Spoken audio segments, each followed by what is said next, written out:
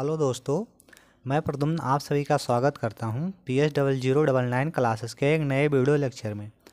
आज के video lecture में हम लोग देखने वाले हैं DLED फोर्थ सेमेस्टर के इंग्लिश ग्रामर में देखेंगे कि कोई सेंटेंस दिया होगा तो कैसे हम लोग जानेंगे कि ये कॉम्प्लेक्स सेंटेंस यानी कॉम्प्लेक्स सेंटेंस को कैसे पहचानेंगे। इसके बारे में आज हम लोग चर्चा करने वाले हैं और देखने वाले हैं कि कॉम्प्लेक्स सेंटेंस पहचानने के क्या नियम होते हैं या क्या तरीका होता है, उसकी कोई ट्रिक है या वैसे पहचाना जाता है। तो चलिए देखते हैं।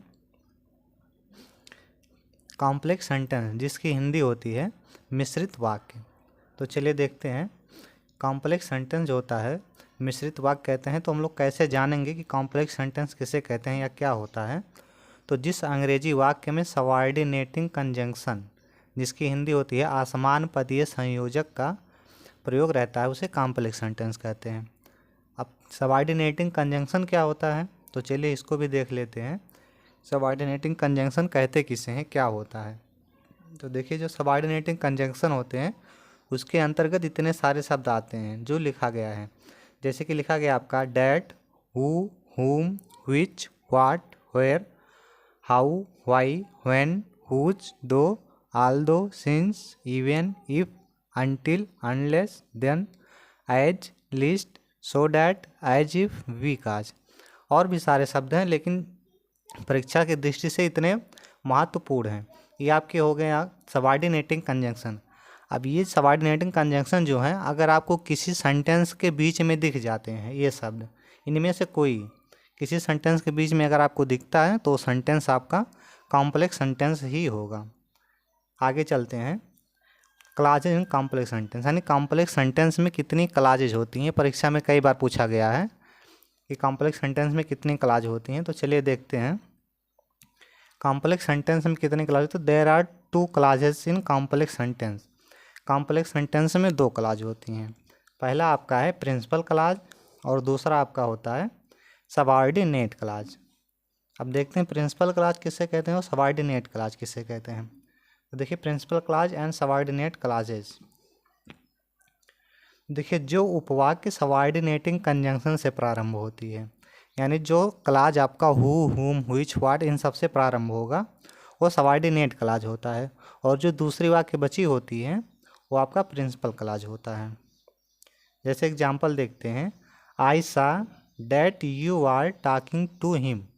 अब यहाँ देखिए डैट से लेकर that you are talking to him ये सबऑर्डिनेटिंग कंजंक्शन से शुरू हो रहा है तो ये आपका सबऑर्डिनेट क्लाज हो जाएगा, और इसके पहले जो बचा है आयशा ये आपका प्रिंसिपल क्लाज हो जाएगा। आगे चलते हैं types of subordinate clause. Subordinate clause कितने प्रकार का होता है ये कई बार परीक्षा में पूछा गया है। तो चलिए देखते हैं। तो there are 3 types of subordinate clause. Subordinate clause आपका 3 प्रकार का होता है। कौन कौन सा होता है। तो पहला आपका है नाउन क्लाज, दूसरा आपका है एडजेक्टिव क्लाज, तीसरा आपका है एडवर्ब क्लाज। ये जो सबऑर्डिनेट क्लाज होता है ये 3 प्रकार होते हैं सबऑर्डिनेट क्लाज के। पहला नाउन क्लाज, दूसरा एडजेक्टिव क्लाज और तीसरा एडवर्ब क्लाज। नेक्स्ट क्वेश्चन की तरफ मूव करते हैं। अब यहाँ से हम लोग देखेंगे कॉम्प्लेक्स सेंटेंस का पहचान कैसे करना है।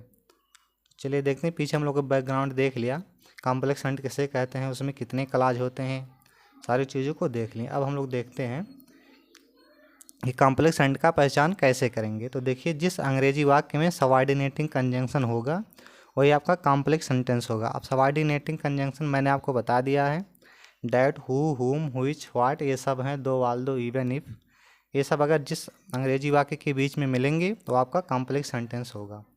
चलिए एग्जाम्पल से देखते हैं। जैसे देखिए यहाँ लिखा है I believe that you did not take my book. अब यहाँ देखिए डैट आपको मिल गया, ये सबऑर्डिनेटिंग कंजंक्शन है, तो इस प्रकार से ये वाक्य आपकी कॉम्प्लेक्स सेंटेंस की हो जाएगी। आगे देखते हैं next example, tell me who teaches English to you. अब यहाँ देखिए आपको सेंटेंस के बीच में हु मिल गया जो कि सबऑर्डिनेटिंग कंजंक्शन है। तो सबऑर्डिनेटिंग कंजंक्शन जब भी आपको मिलेगा तो वो कॉम्प्लेक्स सेंटेंस ही बनाएगा। नेक्स्ट देखते हैं ही टीच, यहाँ टीच होना चाहिए, he teach the Ram home I know very well. अब यहाँ देखिए आपके जो होम है ये सबऑर्डिनेटिंग कंजंक्शन है, इस प्रकार ये सेंटेंस आपका हो जाएगा कॉम्प्लेक्स सेंटेंस। नेक्स्ट क्वेश्चन देखते हैं, I have the dog which keeps watch my house. तो यहाँ विच जो आपका है ये भी सबऑर्डिनेटिंग कंजंक्शन है। तो इस प्रकार से सेंटेंस आपका कॉम्प्लेक्स सेंटेंस में होगी। नेक्स्ट देखते हैं, Porbandar where Gandhi ji was born is a famous place. यहाँ देखिए वेयर का प्रयोग हुआ है, ये भी सबऑर्डिनेटिंग कंजंक्शन है। यानी कोई भी वाक्य होगी, अगर सेंटेंस होगी उसके बीच में आपको सबऑर्डिनेटिंग कंजंक्शन मिलता है तो आपका कॉम्प्लेक्स सेंटेंस ही बनेगा। नेक्स्ट देखते हैं, it was 10 o'clock when it began to rain. यहाँ देखिए व्हेन है मिला है आपको सेंटेंस के बीच में, जो कि एक क्या है, सबऑर्डिनेटिंग कंजंक्शन है। तो इस प्रकार से ये भी आपका हो जाएगा complex sentence. Next, I know the Ram whose younger sister I teach. यहाँ देखिए हुज मिला है सबऑर्डिनेटिंग कंजंक्शन के रूप में, तो ये भी आपका हो जाएगा कॉम्प्लेक्स सेंटेंस। नेक्स्ट देखते हैं, दो Ram is poor he is honest. दो भी यहाँ आपका सबऑर्डिनेटिंग कंजंक्शन है, ये भी आपका कॉम्प्लेक्स सेंटेंस हो जाएगा। नेक्स्ट आपका आल्दो है, ये भी आपका कॉम्प्लेक्स सेंटेंस बनेगा। आज की वीडियो हमारे यहीं समाप्त होती है। अगर हमारी वीडियो आपको पसंद आई हो तो अपने दोस्तों के साथ शेयर करें, चैनल को सब्सक्राइब करें। जय हिंद।